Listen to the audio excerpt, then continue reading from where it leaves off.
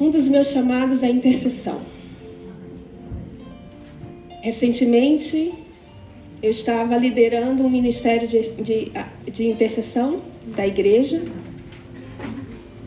E eu caí na intercessão, na minha mentalidade foi de paraquedas. Mas Deus não joga ninguém em nada de paraquedas, sempre tem um propósito. E um dia eu fui convidada por uma amiga, intimada por uma irmã, amiga, profeta, que se levantou e fez uma ligação para mim e disse assim: estou tirando a minha passagem e a sua para nós irmos fazer a escola da intercessão da pastora Zanete Rodrigues. Eu disse: pastora Zanete Rodrigues, eu não tenho nada a ver com intercessão. Não, Deus falou comigo que você tem que fazer a escola de intercessão. Eu, mas por quê? Não sei, lá você vai entender. E lá fomos nós, de Salvador para Belo Horizonte, para fazer a escola de intercessão da pastora Zanete. Só que antes da escola de intercessão, tinha o Moriá. E a Michele foi fazer o Moriá. E quando eu fui fazer o Moriá, eu entendi que tudo fazia parte de um processo de Deus na minha vida. Porque o Moriá é um momento onde você se encontra consigo mesma para trabalhar suas feridas emocionais, ser tratada, ser curada. E ali muita coisa foi exposta através do Espírito Santo, que jogou luz sobre a minha vida. Amém? E ali começou o meu processo de investigação de mim mesma, de olhar para dentro de mim e perceber que muitas coisas que me aconteciam, elas tinham uma raiz, elas vinham de um determinado lugar, elas vinham de uma certa hereditariedade, e ali Deus foi me mostrando um caminho muito lindo de conhecimento. Eu fui tratada, eu fui curada emocionalmente, eu trouxe à tona raízes que estavam ali presas e que me afundavam.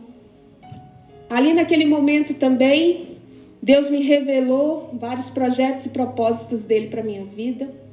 E eu fui fazer a escola de intercessão e ali eu aprendi tipos de orações, como orar, como me posicionar em oração, como me posicionar em autoridade do crente. Amo essa palavra, essa frase, autoridade do crente. Deus nos deu autoridade para pisar serpentes e escorpiões e em todo o poder do diabo. E o mais legal de tudo isso é que nenhum dano será causado. Ele nos leva por um caminho de convicção, de fé, de certeza. E a fé é algo tremendo, que se o crente não entender seu posicionamento em Deus e a fé que já foi depositada no seu coração, provavelmente vai ser um crente muito amado por Deus, mas vai viver nas turbulências da vida. E as situações, quando se levantam, geralmente levantam para derrubar, para colocar a pessoa prostrada. Mas quando nós entendemos quem somos em Cristo, quando nós entendemos que nós temos um caráter diferenciado, que é o caráter de Cristo, quando nós entendemos que já fomos justificados por Cristo, e quando nós entendemos que a autoridade de Deus está sobre nossas vidas, nós nos posicionamos, nós crescemos, nós não perecemos diante de tempestade nenhuma. Amém? Então nós precisamos entender várias coisas ao longo da nossa caminhada com Deus. Não é só levantar a mão e aceitar Jesus como nosso Senhor e Salvador. O arrependimento dos pecados é o primeiro vagão, aquele propulsor do trem. Aquele que tem a força para te levar para o caminho. Mas atrás daquela locomotiva tem vários vagões. Não fica só no propulsor, só o que tem a força motora. Não, tem os vagões que vão carregar as situações da sua vida. E atrás do vagão propulsor, que é o arrependimento dos seus pecados, a sua conversão ali, no momento que Deus te empurra para caminhar, atrás dos outros vem cura, libertação, vem todo um pacote de coisas que Deus proporciona para você e para mim. E nós precisamos entender isso. Tem vamos abrir no Salmo 86, versículo 11.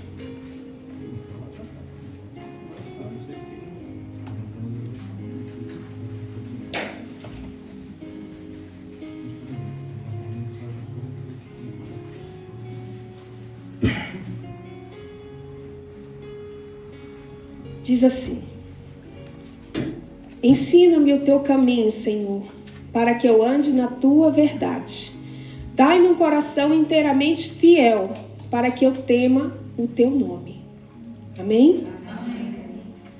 Nós nem sempre conseguimos andar à luz da verdade, não é verdade? Por vezes nós ocultamos dentro de nós verdades que a própria palavra reflete para nós, porque ela é um espelho, só que nós não aceitamos.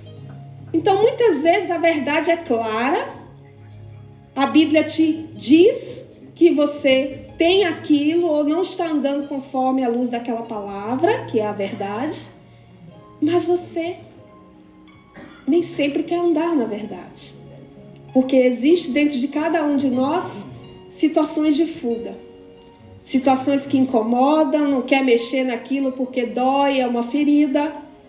Então, vasculhar a ferida da alma não é fácil. E qualquer pessoa que tente mexer ali, geralmente no início vai sofrer a rejeição. Porque muitos que estão de fora e que têm entendimento disso, quando olham, observam, escutam, veem comportamentos, sinalizam: opa, ali tem uma situação que precisa ser consertada. Mas aquele que precisa do conserto, muitas vezes não quer dar a liberdade para que seja consertado. E aí a situação se perpetua durante um tempo. Mas o Espírito Santo, ele não se deixa parar. Acaba trazendo novas situações onde aquela situação precisa ser trazida à luz da verdade. Eu lembro-me que quando Deus começou a tratar comigo e com o pastor Roberto, que nos fez, antes de começar essa caminhada de aprendizado sobre cura, sobre fé, ele nos levou para um secreto. O Espírito Santo falou com ele assim: você precisa se isolar. E ele ouviu aquela voz e falou: Michele, Deus está falando comigo que eu preciso me isolar. Eu, vai, amor, é coisa boa, se é Deus chamando, é coisa boa. Aí ele fez assim: não, mas não é para eu ir sozinho. O Espírito Santo falou que você vai comigo. E eu fiz: vamos para onde? Não sei. O Espírito Santo quer que a gente saia. Ele vai dizer onde é, mas eu não sei para onde é. O Felipe estava bem menor, precisando de cuidados. A Bruna também, adolescente. E nós tínhamos a Cira, que era a minha querida companheira, que veio para mim quando o Lipe ainda era bebê, antes da situação toda acontecer. Ela já cuidava do Lipe. E então eu liguei para a Cira: Cira, o Espírito Santo quer que eu saia com o Roberto. Você fica com os meninos para mim? Fico. E fomos sair no final de semana, com a mochila nas costas e com uma palavra: vai para uma terra que eu te mostrarei. E estava chovendo muito em Salvador. Você não tinha nem como, o limpador do para-brisa do carro era no volume máximo, na velocidade máxima, e mesmo assim estava difícil de enxergar, de tanta chuva. E o Espírito Santo falou com o Roberto: onde tiver sol, você para. Sol? Estava chuva, céu negro, não tinha rastro de sol. E a voz repetiu: onde tiver sol, você para. Naquele momento nós pegamos a estrada, quem conhece a Bahia, a Estrada do Coco, linha verde, aquilo ali, e fomos. E o Espírito Santo falou com ele. Quando nós passamos pela entrada, estávamos chegando perto de uma entrada de um vilarejo chamado Embaçaí. Sabe quando o céu se abre, quando a nuvem faz tipo um buraco e o raio de sol entra, e fazia aquele raio de sol assim, em cima da entrada de Embaçaí. Chuva para frente, chuva para trás, em cima de Embaçaí, o raio de sol. mostrando que ali era o caminho. No início ele até achou que não era ali, porque a gente tinha estado uma semana antes, no fim de semana anterior, com as crianças, numa pousada, num hotel lá. E ele, não, é muito movimentado, tem muito turista, né? É um lugar turístico.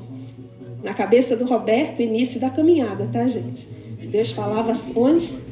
Num lugar muito secreto, deserto, sem ninguém por perto. Nada a ver. E nós resolvemos entrar ali, porque o Espírito Santo falou com ele. É ali. E nós entramos e fomos para o mesmo hotel que a gente tinha ficado uma semana antes. E entramos para o quarto e eu comecei a ler a Bíblia. Mulher, né? Não, vamos ler a Bíblia. Deus vai falar, né? Na Bíblia. Comecei a ler a Bíblia. Ele, não. Deus não chamou aqui para ler a Bíblia, não. E ali começou a jorrar dentro dele uma necessidade de trazer para fora situações que ele tinha feito comigo e que eu nem sonhava que ele tinha feito. Situações de adultério, situações de sair com amigos enquanto eu viajava com as crianças para visitar meus pais, minha família em Minas Gerais. Eu sou de Minas, tá, gente? Fui morar na Bahia com 2 anos, mas sou mineira. E, enfim, ele começou a trazer para fora e a chorar, se arrepender, confessando os pecados. Da mesma forma o Espírito Santo fez comigo. Começou a trazer frases que eu tinha dito para ele, em momentos de discussão, de briga, coisas que eu desejei no meu coração contra ele, porque a gente estava vivendo uma fase muito ruim no casamento. Situações que eu desejei, gente, não estar mais casada e ter um relacionamento com outra pessoa. Uma pessoa que cruzou o meu caminho. E ali o Espírito Santo foi trazendo à tona tudo. Sabe quanto tempo nós passamos dentro do quarto de hotel? 24 horas. Trazendo tudo à tona. Porque nada oculto deixou de ser revelado. Em 24 horas, nós fomos transformados de um odre velho em um odre novo. Em 24 horas, toda a mágoa foi embora. Toda a rejeição foi embora. Toda a tristeza, todo o medo, todo o abandono. Toda a vergonha, toda a insegurança. Toda a decepção, todo o sofrimento. Foi embora em 24 horas. E o amor que eu achava e ele achava que não tinha mais por mim, porque quando ele pensava em mim, ele pensava, eu tenho que voltar para casa, vou encontrar com aquela, vinha uma palavra ruim a meu respeito na mente dele. Porque ele estava comigo, não mais porque ele me amava, mas porque nós tínhamos, na época do nosso, não tínhamos o Lipe ainda, que começou a nossa crise no casamento, só tínhamos a Bruna. E ele tinha esse pensamento ruim a meu respeito. Ele voltava para casa porque tinha uma filha. Ele pensava, se eu abandonar, ela casa com outro. E aí, quem vai saber que tipo de homem vai entrar na vida da minha filha? Eu não quero qualquer homem criando a minha filha. Vai que é um doido, um maluco, vai abusar da minha menina. Por amor à Bruna, ele não se separou de mim. Quantos homens fazem isso? Quantas mulheres suportam sofrimentos em seus casamentos por causa dos filhos? Era assim no meu. Mas naquele quarto de hotel, Deus colocou tudo em pratos limpos. Não houve mais amargura, tristeza, rancor, raiva, decepção, falta de amor. E Deus colocou no coração dele e no meu um amor por nós dois, que foi algo sobrenatural. Nem quando nós nos conhecemos. Nós estamos juntos há 26 anos, gente. Eu conheci o Roberto, eu tinha 22 anos. No dia que eu olhei para ele, eu não tinha o Espírito Santo, hein? Eu não era convertida. Pelo contrário, eu era espírita. Eu frequentava um centro espírita, dos 18 anos até os 22, quando eu conheci o Roberto. E eu escutei uma voz no dia que ele entrou no lugar onde eu trabalhava para fazer. Ele já era estudante de engenharia civil, eu terminando o curso de administração de empresas, só que ele já tinha a empresa dele, de reforma, né, de remodelações. E ele fez a reforma do escritório que eu trabalhava. E naquele momento que ele entrou pedindo licença para instalar uma luminária, nós nos cruzamos. Quando eu olhei para ele, ele olhou para mim, eu escutei uma voz falando dentro de mim: você vai casar com esse homem. E eu olhei aquilo e eu fiz assim: eu tô ficando maluca, porque eu tô escutando uma voz dizendo que eu vou casar com esse homem. Eu nunca vi esse homem na vida. E eu tinha uma amiga que estava comigo, que era minha colega de trabalho. Eu fiz, Vânia, eu escutei uma voz falando que eu vou casar com esse homem. Eu nunca vi esse homem na minha vida. E ela fez: você tá tanto no centro espírita que agora você está ouvindo vozes. Ainda brincou comigo. Eu fiz: não, mas essa voz é diferente. Essa voz é diferente. E a voz repetiu: você vai casar com esse homem. E ali nós entrelaçamos os olhares. Ele se despertou por mim. E nós trocamos os telefones. E naquela semana nós tivemos um encontro. Desse encontro, nós começamos o namoro. Com 2 meses eu estava noiva. 2 meses, gente. Eu estava noiva.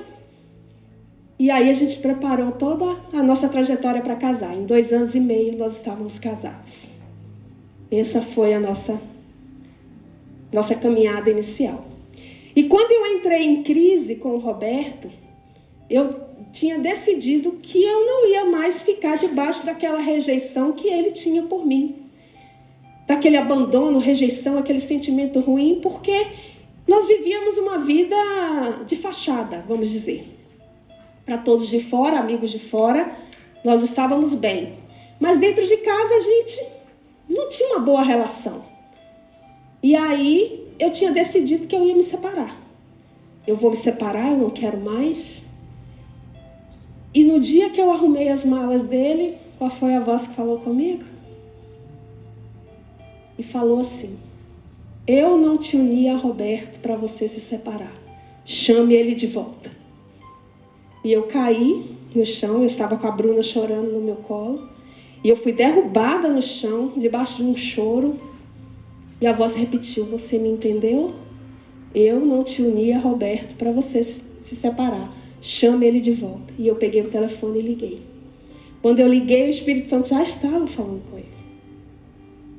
Que não era para ele ir embora. Eu falei: Roberto, a mesma voz que um dia falou comigo, que eu ia casar com você, essa mesma voz falou comigo agora que não é para a gente se separar, que eu chamasse você de volta. Ele: estou voltando. E voltou na mesma hora. Amém? E ali começou a nossa necessidade de restaurar o nosso casamento. Mas nós não tínhamos ainda a aliança com Cristo. O Roberto tinha aceitado Jesus aos 17 anos de idade, mas aos 18, por influência dos amigos, não permaneceu na igreja e foi curtir as coisas do mundo. Mas ele conhecia o Cristo que cura, o Cristo que fala, o único Deus. Ele não se rendia a outros deuses, tanto é que quando ele me conheceu, que eu falei: eu sou espírita. Ele: espiritismo? Não. Tudo bem, eu largo o espiritismo. Porque o espiritismo não me dizia nada. Eu buscava Deus, eu tinha uma necessidade de encontrar Deus. E eu ia para ali, eu entrava vazia, saía vazia. Eu via manifestações de demônios, mas eu não encontrava Deus. E eu queria Deus, eu tinha fome e sede de Deus. E Deus ali eu não via. Eu senti o cheiro, eu disse: preto velho vai manifestar. Aí eu senti um movimento aí, pombagira vai manifestar. Eu tinha a sensibilidade espiritual de saber qual era o espírito que ia descer na mesa branca. E as pessoas dizem: você tem uma mediunidade incrível, você tem que desenvolver sua mediunidade. Não, deixa eu sentadinha aqui que eu não quero desenvolver mediunidade. Para quê? Para entregar o meu corpo para os espíritos malignos descerem em mim? Não, muito obrigada, deixa eu quietinha lá. Você vê como Deus separa a gente, Deus. Ele nos escolhe desde o nosso ventre. Nós não estamos por aqui a paz. Amém? Amém? E durante aquele tempo, dos 18 aos 22 anos, eu não me contaminei com aquilo. Eu não me contaminava. Sabe o que eu gostava no centro espírita? Obras sociais. Pregar sopão, ir nos orfanatos, fazer aquelas obras de caridade. Achava aquilo o máximo. Era aquilo que eu queria. Porque ali eu via algo da parte de Deus. Mas o resto não. Então eu não me contaminei. Resultado, quando eu conheci o Roberto, eu deixei o espiritismo.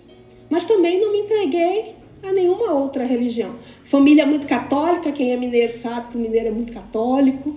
Minha família era muito católica, de vez em quando eu ia à missa, mas não desenvolvi uma espiritualidade. Resultado, Deus restaurou meu casamento. Um mês depois, eu estava grávida do Felipe. Só que o Felipe veio num momento onde a gente ainda estava na força do nosso braço, tentando nos ajustar como casal. Então eu tinha minhas emoções abaladas, eu tinha meu desconforto, eu tinha minha raiz de abandono, minha raiz de rejeição, toda instaladinha aqui. O Espírito Santo ainda não tinha me tratado nessa área. E aí, eu na força do meu braço, junto com ele, na força do braço dele, a gente tentava restaurar a nossa relação. Isso durou 3 anos e meio. Felipe nasceu prematuro, 7 meses, dificuldade para respirar no início, dificuldade para mamar. Toda uma situação foi desencadeada na vida de Felipe. Por conta de situações mal estruturadas nos pais. Ele recebeu uma carga. Culpa minha e do Roberto? Não, gente. Não é questão de ter culpa ou não ter culpa. É uma questão de, no tempo de Deus, se você permitir que Ele trate você, Ele vai tratar tudo. Tudo está no controle dEle. Não foge nada ao controle do Senhor. Às vezes, situações ruins acontecem. Não que seja a vontade de Deus, porque Ele não dá pedra para quem Ele pede pão. Ele é bom, Deus é Pai. Ele não manda nenhuma situação na sua vida para te provar. Não é isso que acontece. Muitos pregam assim. Não é como eu vejo. Eu vejo que situações Deus permite que aconteça, não pela vontade dEle, mas Ele não perde o controle de você. Ele está ali, ó, te sustentando, porque o braço que Ele te estendeu, Ele não recolhe. Amém? E situações foram permitidas que acontecessem para que o meu encontro com Cristo fosse algo muito sobrenatural, muito tremendo, muito forte. O Felipe, com 4 anos, com 3 anos e meio, ele já começou a dar sinais da enfermidade. Caía na escola, fraqueza muscular. E foi 1 ano investigando no Hospital Sara para chegar ao diagnóstico. E no dia que o diagnóstico veio, meu choro durou aquela noite, mas no outro dia eu fui apresentada ao Cristo que cura. Fui batizada no Espírito Santo logo de início, não sabia nem o que era. Eu só sentia o corpo tremer. No dia que nós fizemos o primeiro culto na minha casa, que naquela semana que eu encontrei essa minha amiga Marta, ela transferiu o culto que era na casa dela para a minha casa. Na minha casa nós aceitamos Jesus. Amém? E nesse momento que nós estávamos aceitando Jesus, uma outra pessoa que se tornou uma grande amiga minha estava presente, que era da mesma igreja deles, estava lá, e ela é de visão aberta. Ela teve uma visão da pomba do Espírito Santo vindo por trás, bem grande, abraçando os 4, eu, o Roberto, a Bruna e o Felipe. Ela sentiu o barulho das asas da pomba e a pomba abraçou nós 4. E naquele momento eu fui batizada com o Espírito Santo, porque eu comecei a tremer e eu não sabia o que era. E eu, o que é isso? O que é isso? Eu não conseguia ficar de pé. A presença de Deus foi algo notório ali. E eu comecei a balbuciar palavras em línguas e eu não sabia nem o que era aquilo. E foi tremendo. Aí as pessoas começam a dizer o quê? Nossa, Deus tem pressa na sua vida. E eu disse, tem pressa por quê? O que está acontecendo? Estou tremendo, estou isso, estou aquilo. E foi assim comigo. Da mesma forma que tudo começou com muita intensidade, eu não podia me retrair. E eu fui nesse embalo do Senhor, e o Senhor foi me levando. E aí 2 meses depois eu estava matriculada no Rema, e fiz 2 anos de Rema, e fiz escola de ministro, e fiz centro de cura, e aí foi. E eu não parei mais de estudar, gente. É muito bom. Conhecereis a verdade, e a verdade vos libertará.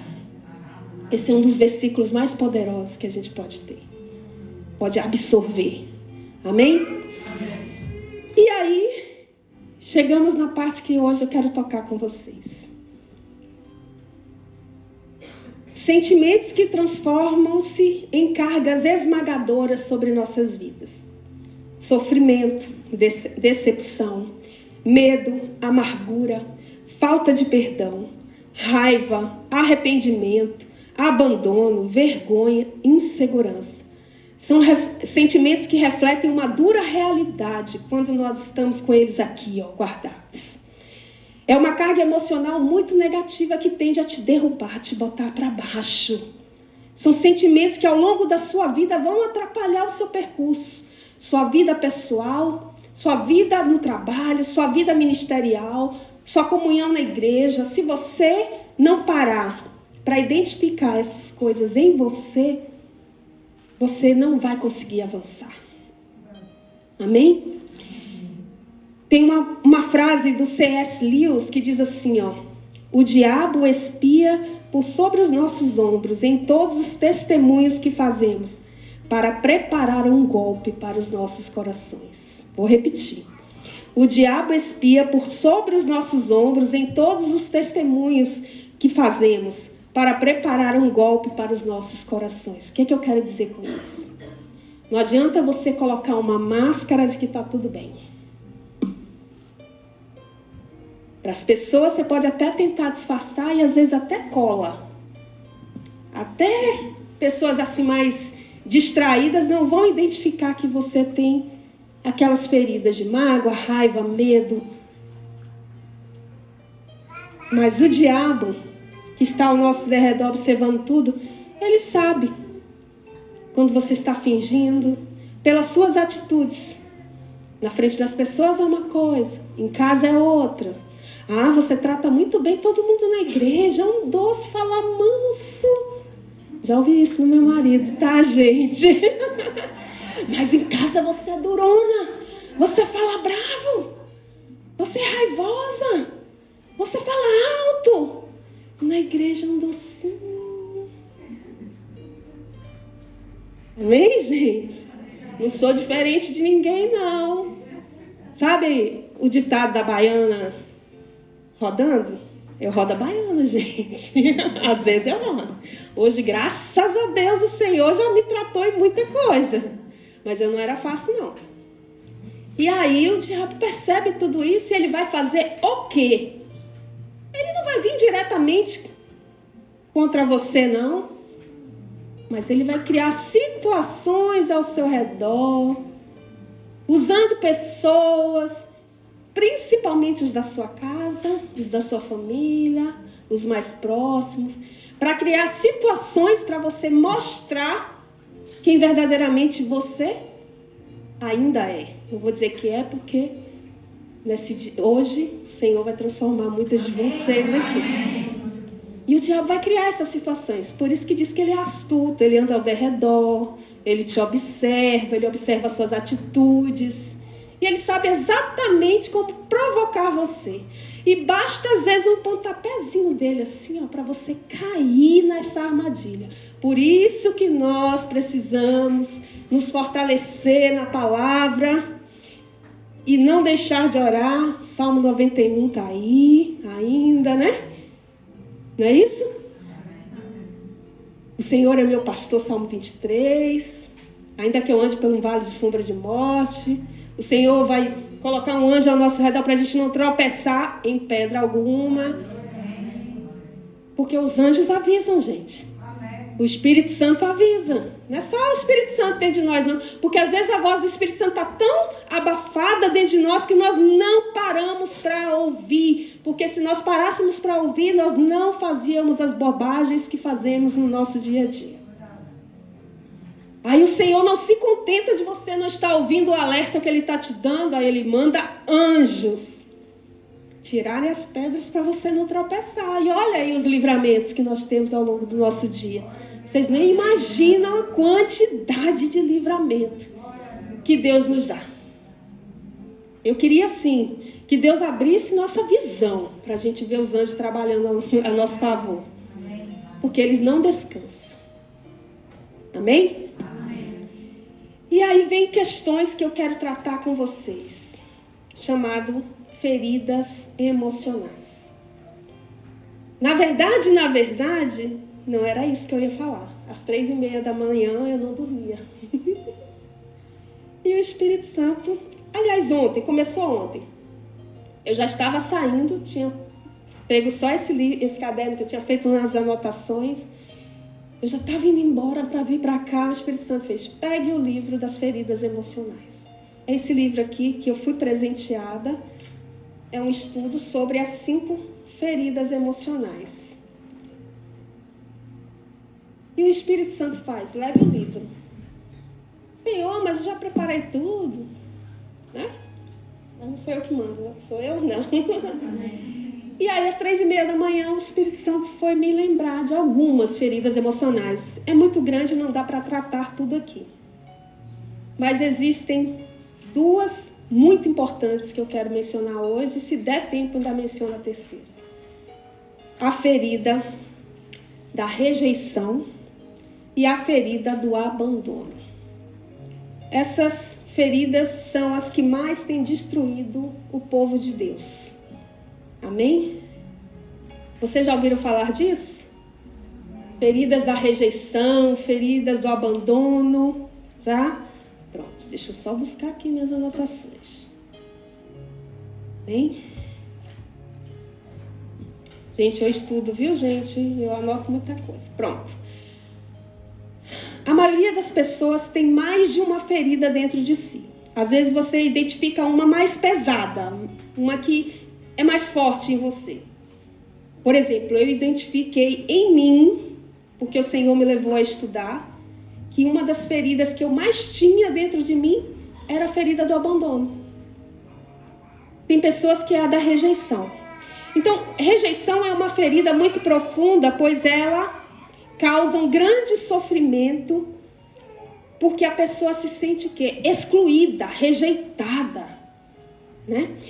Principalmente no seu direito de existir. Você já viu assim: não sei para que eu existo, não sei para que eu vivo, qual a vida?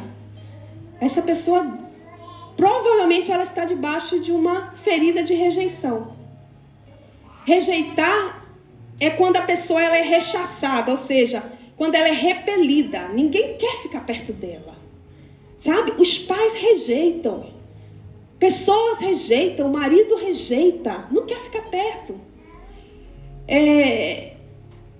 Frases do tipo: eu não te quero, eu não quero você perto de mim. Isso é rejeição. É diferente de abandono. Abandono é se afastar. Pessoas se afastam porque tem que trabalhar demais. Pessoas se afastam porque o pai, por exemplo, tem que trabalhar em outra cidade e larga a família numa determinada cidade. Porque tem que trabalhar. Isso é abandono, não é rejeição. Só que crianças estão sendo abandonadas todos os dias. E hoje é fortíssimo isso. Quer ver uma das coisas que uma criança sente o abandono e a gente não percebe? Telemóvel. Tá dentro de casa, a criança quer atenção, mas o pai e a mãe tá lá, conectado no telemóvel. Menino, sai daqui, tô ocupada. E lá no telemóvel. Mãe, pai, e o telemóvel tá lá. Um vício que tá causando feridas de abandono em nossos filhos. E a gente não se apercebe disso. Então, vamos imaginar como surge uma ferida de rejeição. Sabe, quando a pessoa vai para uma sessão de psicologia, com um psicólogo, ou um psicoterapeuta, ou um psiquiatra, por exemplo, aí vai passar por uma sessão. O que eles fazem? começa a trazer você para uma regressão. Não é regressão a vidas passadas não, tá, gente? Que isso não existe. Nós só temos uma vida, essa aqui, vamos consertar tudo que tem para ser consertado aqui. Mas te conduz até, por exemplo, o ventre da sua mãe. Tem pessoas que relatam experiências vividas no ventre da mãe. E quando é que essa ferida de rejeição entrou? A ponto da pessoa ter uma regressão até o momento que estava no ventre da mãe. Por exemplo, quando a criança não foi desejada. Foi fruto de um estupro, foi fruto de uma situação que não esperava. O casal é muito jovem, adolescente, por exemplo, não espera ter um filho ali naquele momento. Aí pensa o quê? Vou tirar. No momento que isso é liberado no mundo espiritual, a ferida da rejeição ganha força para dominar aquele ser que está sendo gerado. É forte, né? Basta pensar. O diabo consegue identificar situações assim na nossa vida.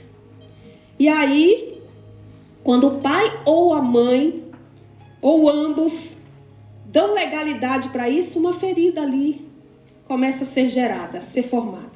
Se a alma dessa criança não for trabalhada, o emocional dela não for trabalhado ao longo da sua vida, do seu crescimento, provavelmente ela vai levar essa raiz de rejeição para a sua vida adulta e os problemas começam a se intensificar ao longo da sua vida. E vai para a sua vida pessoal, para o seu casamento, para a sua família, e ela reproduz aquilo dos seus filhos. Maldição hereditária. Tá vendo como começam as maldições? A ferida de rejeição começa muito quando a criança é pequena. Geralmente ela está mais ligada à pessoa do mesmo sexo da criança. É mais forte, intensifica mais. A bebê é uma menina e a rejeição da mãe provoca um estrago emocional tremendo nela ao longo da sua vida. É um menino e a rejeição do pai causa um estrago emocional terrível na sua vida. Geralmente é intensificado pela pessoa do mesmo sexo. Outro exemplo é quando uma pessoa começa a crescer, mas de repente ela começa a ser rejeitada porque não era o sexo que eu queria. Eu queria um menino e veio uma menina. O pai sonha em ter um menino. De repente veio uma menina. Ali também se instala uma raiz de rejeição. Se isso não for trabalhado, vai trazer problema na vida da pessoa. E qual é a máscara que a pessoa usa?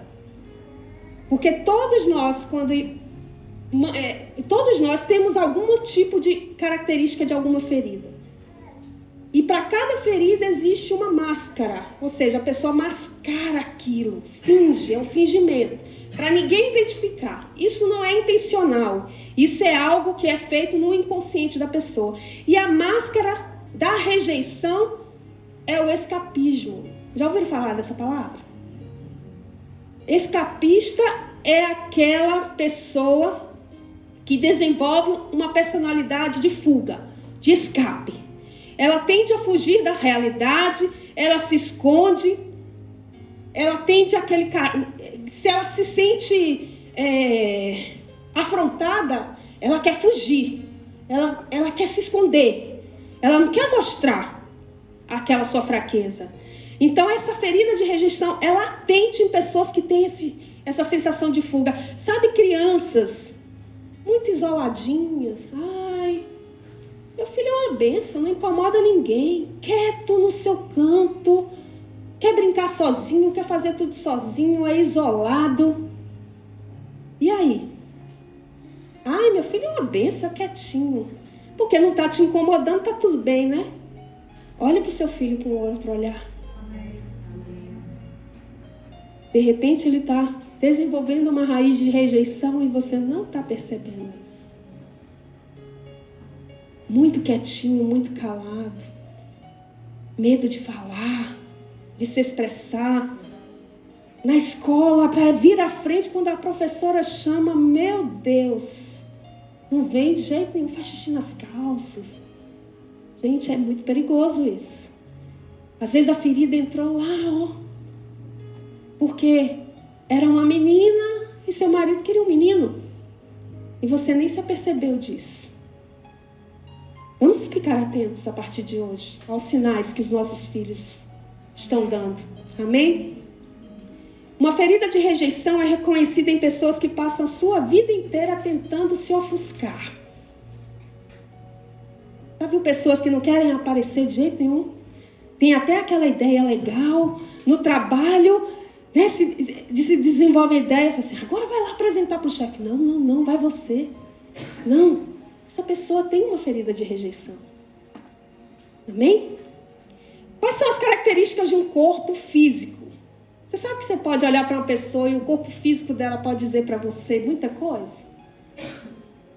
A pessoa que tem essa ferida de rejeição, ela tem um corpo fragmentado. Você olha para ela, parece que falta alguma coisa. As nádegas são para dentro. Você já viu uma pessoa assim? Você olha assim, gente, ela não tem bumbum. Parece achatado. O corpo é todo assim, quando chega, é achatado. Não tem seio. Vive assim, ó. Ombros para frente. Quando você vê uma pessoa assim, parece que quer se esconder dentro de você mesma. Essa pessoa está carregando uma ferida de rejeição, provavelmente. Seus ombros se voltam para frente, seu braço se mantém desajeitado, não sabe onde coloca o braço, fica toda desconcertada. É tímida demais. De repente, seu filho, sua filha, ou alguém que você conhece, está desenvolvendo isso. O escapista, ele tem essa fuga da realidade porque ele não quer sofrer, gente. Quem gosta de sofrer? Ninguém gosta de sofrer, então ele foge. Porque ele não quer que toque naquela ferida, ele sofre. Ele utiliza muita palavra, vou sumir. Ai, não aguento, eu preciso sumir, eu preciso sair daqui. Ele costuma desenvolver um problema de pele. Olha só, o emocional trabalhando no corpo físico. Está tudo ligado, gente. Nós somos espírito, possuímos uma alma e habitamos num corpo. O corpo sente o que a alma sofre. E a pessoa com essa ferida de rejeição, com essa imagem escapista, ela muitas vezes desenvolve alergias, doenças de pele. Sabe por quê? É uma forma do seu organismo dizer assim, não me toque. Não me toque. A pessoa com a ferida de rejeição procura incessantemente o amor do genitor do mesmo sexo que ela. Se é um menino, tem uma carência enorme do pai. Se é uma menina, tem uma carência enorme da mãe. Seja buscando... e quando ela se casa, ela tem essa tendência a buscar no mesmo sexo a sua cumplicidade sexual.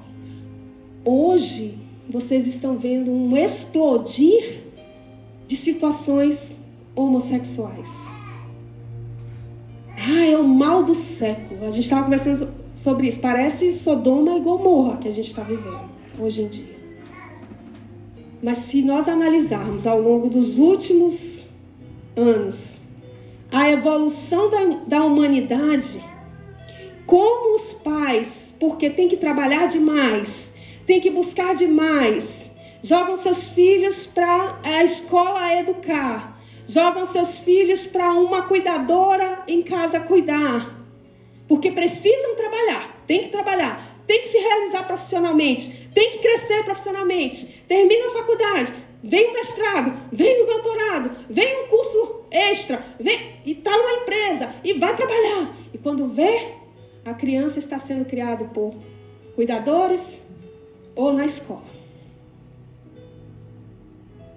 E aí, elas sentem o mal, e o diabo, que não é bobo, usando desse comportamento, começou a colocar dentro das escolas, hoje na política, ideologias que corrompem os nossos filhos. Porque no tempo dos nossos avós, as mamães ficavam mais em casa? Não ficavam? Minha vovó ficava em casa. Minha bisavó, então, meu Deus, cozinhava na panela de barro, de lenha, fogão a lenha. Mas os pais só trabalhavam, não é? Na minha geração já não era assim. A gente já estava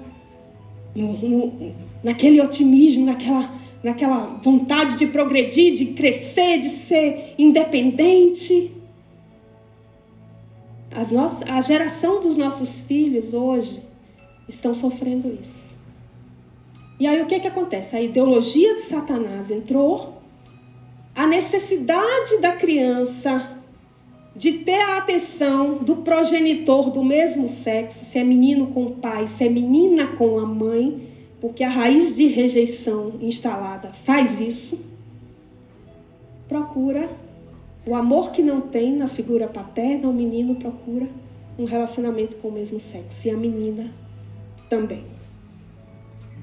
Toda uma situação criada ao redor de todo esse comportamento que está sendo gerado, geração a geração. Nós temos que nos posicionar por isso. Porque no dia que o entendimento chega e a gente se posiciona, a gente quebra isso, gente. Isso não vai à frente. Amém? No mundo, pode ir. Mas na família nossa, família cristã, não. Nós crentes temos que aprender essas coisas para nos posicionar. Amém? E aí a gente vai para a raiz de abandono. Abandonar é deixá-lo, é largá-lo. Não querer mais essa pessoa. Nem querer se preocupar com ela. Não é que ela foi rejeitada. A pessoa tem consciência de que ela existe. Muitas vezes até ama. A Rafaela, que a gente ficou conversando na casa do Alessandro e da Aline. Os filhos dela estão passando pela figura do abandono, e o outro, a filha, pela máscara da rejeição. Porque o mais velho, porque ela precisou trabalhar demais, então ela ficava muito pouco com ele, e aí ele ficava mais dentro de casa com o irmão, e aí ela precisava trabalhar. Então ele se sentia abandonado. Ele era querido, amado quando ela chegava em casa. E aí veio a segunda filha, que a gente estava conversando com a Rafaela. Essa então foi realmente rejeitada. Primeiro porque foi fruto de um relacionamento que ela não queria. Ela engravidou de um cara que a tratava mal. Automaticamente ela, quando ficou sabendo que estava grávida, não quis, mas aceitou. A menina já recebeu aquela raiz de rejeição no ventre. Quando ela nasceu, a Rafaela, que é essa pessoa que eu estou usando como exemplo, precisava trabalhar, entregou para a vizinha cuidar. Ela chama a vizinha de mãe. Hoje ela mora em Portugal, trabalha aqui.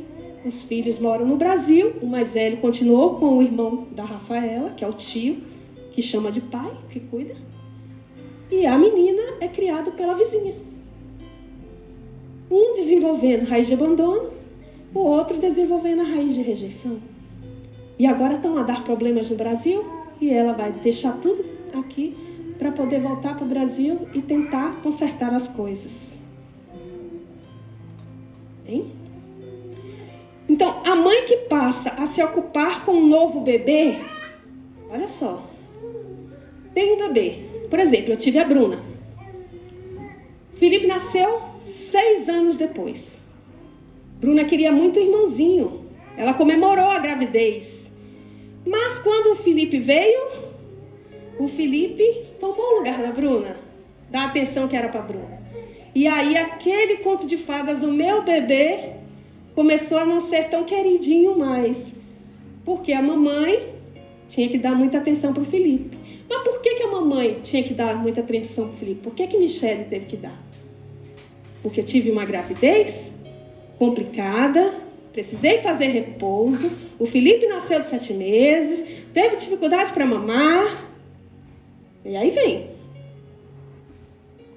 andou mais tarde, com 4 anos e meio, diagnóstico, e a Bruna crescendo debaixo de uma raiz de abandono. Porque eu quis, porque o Roberto quis. As circunstâncias da vida levaram a isso. Por mais que eu tentava compensar essas coisas fazendo o seguinte, como eu tinha a Cira, que eu falei, e a Cira era meu braço direito, era mãezona para a Lipe. Cira, fica com Lipe. Vamos fazer programa de menina, Bruna. Shopping, cinema, saindo, festinha, shows que ela queria ir. O Roberto, mesma coisa. Às vezes, nessa turma de adolescente, tem uns ídolos, né, teens, que elas gostam. Teve uma vez que ele foi para São Paulo no bate-volta. Foi num dia de manhã, o show terminou, foi para o aeroporto, pegou o avião de volta para Salvador. Só para levar ela num show que eu nem lembro de quem era. Dessas bandas teens de fora, né, dos Estados Unidos. E ele fazia isso, eu fazia isso para tentar compensar. Graças a Deus, a minha filha, apesar de reconhecer, tudo é o Felipe, mas ela fala com a consciência de que no fundo ela não foi rejeitada. Porque nós tentamos compensar isso. Porque nós passamos a viver para a família. Mas por que nós passamos a viver para a família? Porque naquelas 24 horas Deus restaurou meu casamento. Porque se nós tivéssemos o vaso velho, o odre velho ainda, provavelmente a Bruna desenvolveria algo muito ruim por causa das condições que eu vivo hoje com o Felipe. Foi aniversário da Bruna antes de ontem, fez 22 anos. Mãe, estou na faculdade, pode vir aqui me buscar? Ô filha, não posso, Felipe tem fisioterapia agora. Tá bom, vou de comboio. Tá vendo? Hoje ela entende. Mas se eu não tivesse restaurado o meu casamento e a estrutura da minha família, minha filha geraria algo muito ruim na vida dela, que era uma ferida de abandono. Temos que ter cuidado, gente. Nós somos crentes.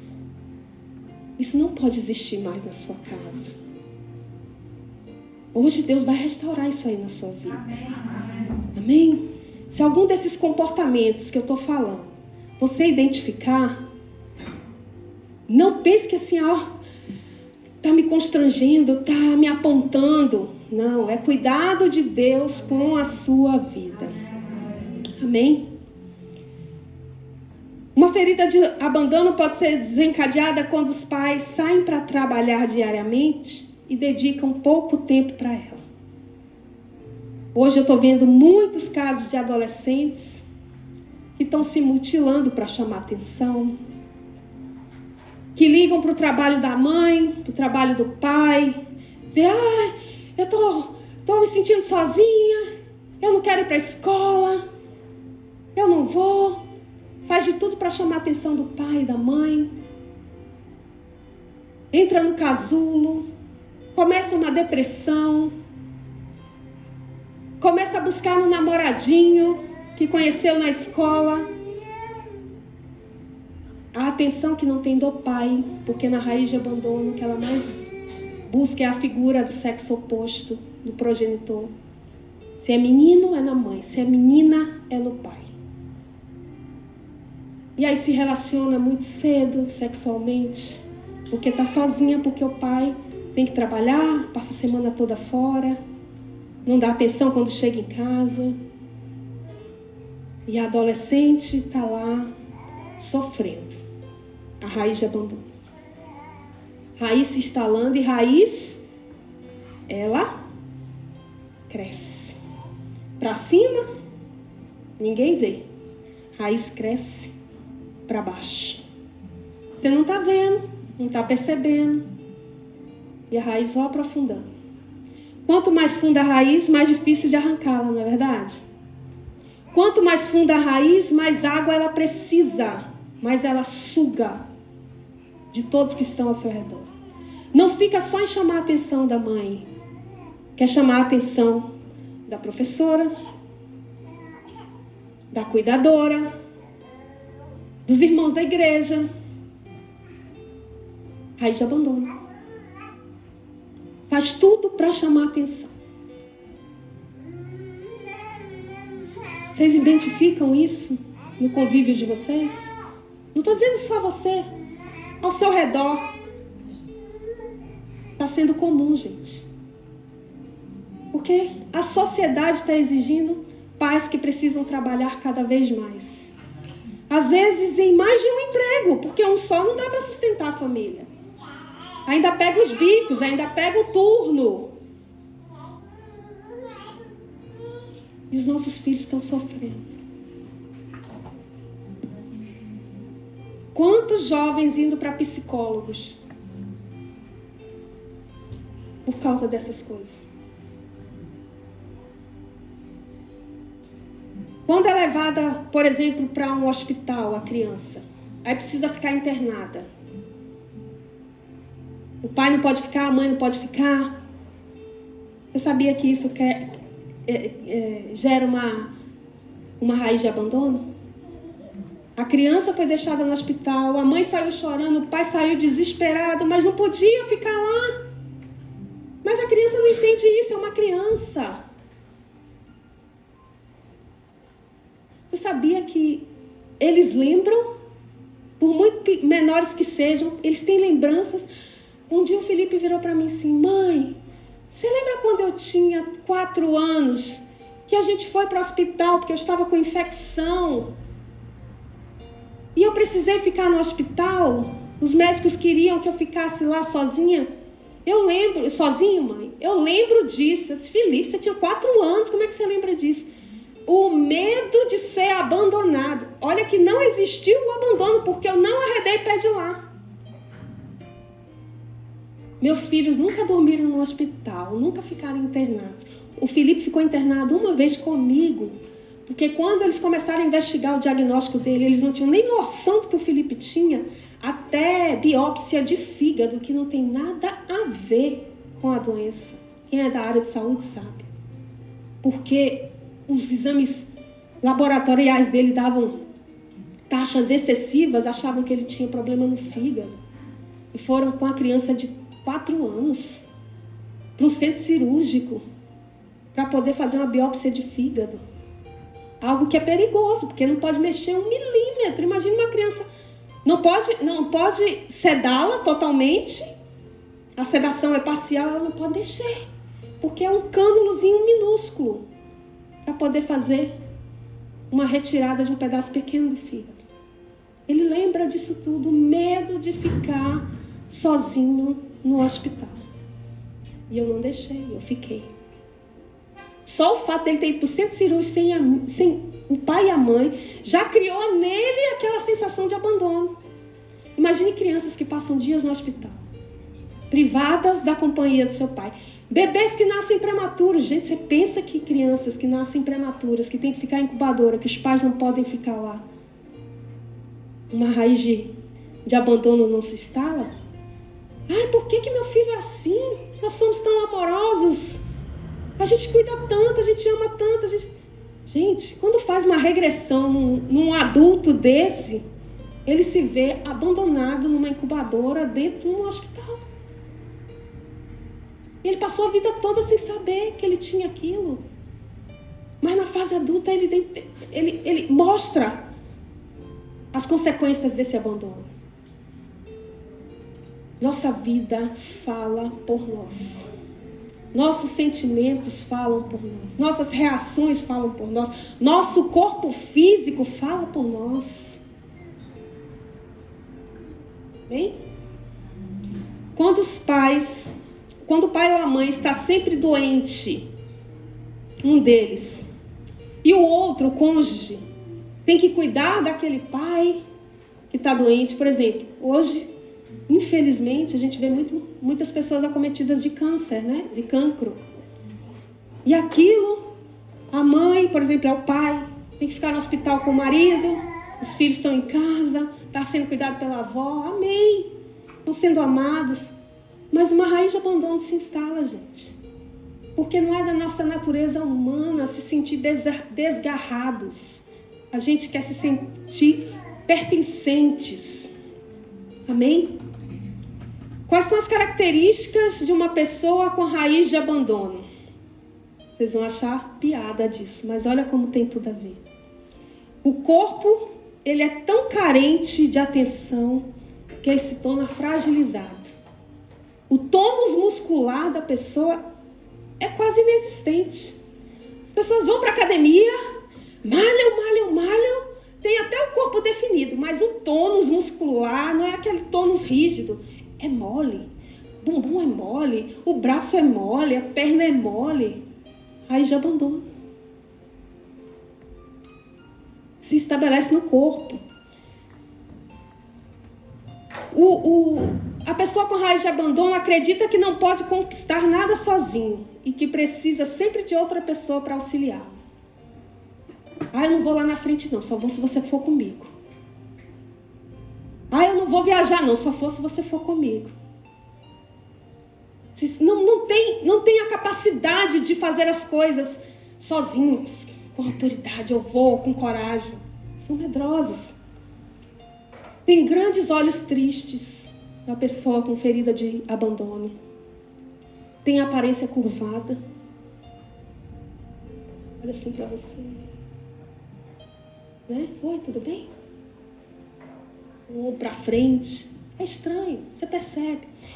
Psicólogos e psiquiatras batem o olho numa pessoa, já identifica. Tem raiz de abandono, tem raiz de rejeição, tem traição instalada. Aí vai identificando, só de olhar. Porque são treinados para isso. Algumas partes do corpo, como ombros, seios, nádegas, bochechas, barriga, nos meninos o saco escrotal, podem ser caídos e flácidos. Por causa da raiz de abandono. Gente, é tremendo. Tremendo quando a gente estuda essas coisas. Que a gente começa assim, cara, é verdade. Isso tem conexão. O dependente, ele é dependente e tem... sempre se vitimiza. Uma pessoa que se sente abandonada sempre é vítima. É porque você fez isso, nunca aceita que ela está errada. Eu sou assim porque você é assim, eu sou assim porque você fez isso, eu fiz isso porque você fez aquilo. Tudo é difícil para ela. Eu não posso, eu não consigo. É difícil para mim. Está debaixo de uma raiz de rejeição, de abandono. Quanto mais uma pessoa age como vítima, mais ela vai agravar a ferida do abandono.